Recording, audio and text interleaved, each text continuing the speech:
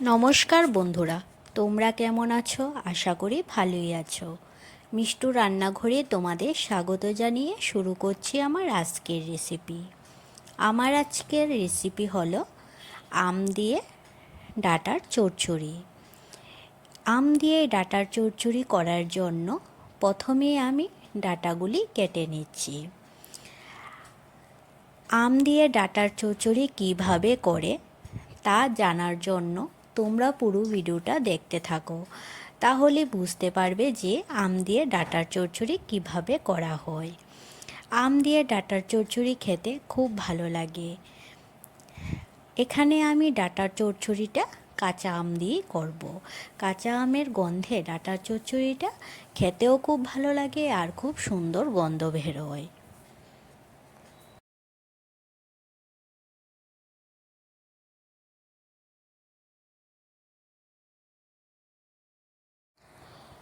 এখানে আমার ডাঁটাগুলি কাটা হয়ে গেছে, আর এদিকে আমি একটা কাঁচা আম লম্বা করে কেটে নিয়েছি। এখন আমি ডাঁটার চচ্চড়িটা করে নেব। ডাঁটার চচ্চড়িটা করার জন্য প্রথমে আমি গ্যাসে একটা কড়াই বসিয়ে দিয়েছি, দিয়ে দিলাম সর্ষের তেল। রান্নাটা আমি সর্ষের তেলে করব, এর জন্য সর্ষের তেল দিয়ে দিলাম। এখানে তেলের পরিমাণটা একটু বেশি দিতে হবে। ফোড়নে আমি দিয়ে দিচ্ছি দুটো শুকনো লঙ্কা আর কালো জিরে। ফোড়নটা হয়ে যাওয়ার পর এখন আমি দিয়ে দেব কেটে রাখা ডাঁটাগুলি। সবগুলি ডাঁটা দেওয়ার পর এখন আমি খুন্তি দিয়ে ডাঁটাগুলি নেড়ে নিয়ে তারপর ডাঁটাগুলির মধ্যে আমি দিয়ে দেব পরিমাণ মতন নুন আর পরিমাণ মতন হলুদ। এখানে আমি হাফ চামচ নুন দিয়েছি আর হাফ চামচ হলুদ দিয়েছি। নুন হলুদ দেওয়ার পর এখন আমি ডাঁটার চচ্চড়িটার মধ্যে দিয়ে দেব সর্ষে বাটা। এখানে আমি 2 চামচ সর্ষে বাটা দিয়ে দিলাম, আর দিয়ে দেব কাঁচা লঙ্কা বাটা। এখানে আমি কাঁচা লঙ্কা বাটা 1 চামচ দিয়ে দিলাম। সর্ষে বাটা, কাঁচা লঙ্কা বাটা আর নুন হলুদ দেওয়ার পর এখন আমি ডাঁটাগুলির সঙ্গে মশলাটা ভালোভাবে মিশিয়ে নেব। মশলাটা ডাঁটাগুলির সঙ্গে মেশানো হয়ে যাওয়ার পর এখন আমি এর মধ্যে দিয়ে দেব কেটে রাখা আমগুলি। আমগুলি দেওয়ার পর এখন আমি অল্প পরিমাণ জল দিয়ে দেব। জলের পরিমাণটা বেশি দেব না, অল্প পরিমাণ দেব, যাতে ডাঁটাগুলি ভালোভাবে সেদ্ধ হয়।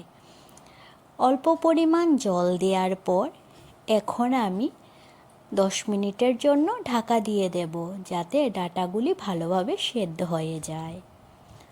10 মিনিট পর আমার ঢাকাটা তুলে নিয়েছি। ডাঁটাগুলি খুব সুন্দরভাবে সেদ্ধ হয়ে গেছে। ডাঁটার মধ্যে যে জলের ভাগটা আছে সেটা এখন আমি শুকিয়ে নেব। ডাঁটার চচ্চড়ির মধ্যে যে ঝোলের ভাগটা আছে সেটা আমি গ্যাসের আঁচটা মিডিয়ামে রেখে আমি ঝোলটা শুকিয়ে নেব। এখানে আমি স্বাদের জন্য দিয়ে দিচ্ছি 2 চামচ চিনি। চিনির পরিমাণটা তোমরা কম বেশি দিতে পারো। চিনিটা দেওয়ার পর চিনিটা ডাঁটার সাথে মিশিয়ে নিয়ে এখন আমি ডাঁটার চচ্চড়িটা কিছুক্ষণ পর পর নাড়তে থাকবো, যতক্ষণ পর্যন্ত ডাঁটার মধ্যে এই জলটা শুকিয়ে তেল না ছাড়ছে। ডাঁটার চচ্চড়িটার মধ্যে তেল ছাড়া শুরু করে দিয়েছে, আর 2-3 মিনিট রান্না করলে হয়ে যাবে আমার ডাঁটার চচ্চড়ি।